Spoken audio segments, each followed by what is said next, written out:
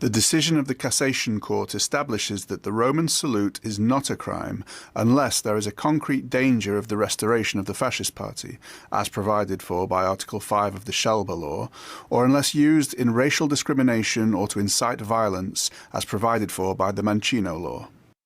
After the Second World War, some things were universally obvious. The Nazis were the bad guys, and the Russians made by far the greatest sacrifice, leading to their defeat. But since the beginning of the conflict in Ukraine, it now seems the Nazis and their ideology were just, well, misunderstood. And remarkably, in Italy, a court has now ruled that the fascist salute is no longer a bad thing either. Hey, you can even get yourself a calendar commemorating Il Duce's favourite black shirts. We wanted to pay homage to the men who participated in those events with the complete awareness of serving their country, honoring the oath taken both before and after September 8, 1943. The same men, the same heroes. We know that there is a pro-fascist minority which wants to rewrite the history of Italy. We must never forget the war criminal generals who were never tried, or if tried, never convicted, or even if convicted, never went to jail. Otherwise, you're equating the new Italian army with the army of Salo. Of course, the revisionist view of fascism and far-right nationalism isn't limited to Italy. In 2024, fascism's ugly face is re-emerging in Spain, Croatia, Bulgaria and Finland.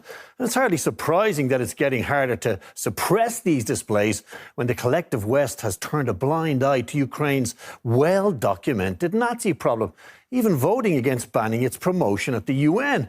I suppose when you're funding and arming Nazi militias in one country, it's easy to look the other way when it comes to another.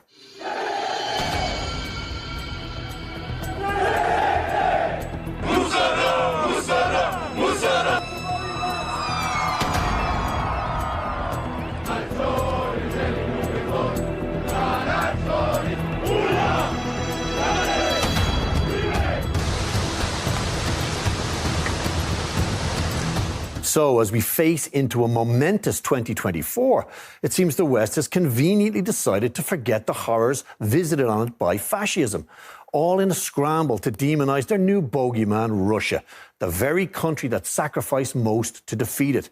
We also shouldn't forget the pre-war images of the British Royals and even their football team raising their arms to salute the Nazis, or the safe haven many mass killers found in the West after the war.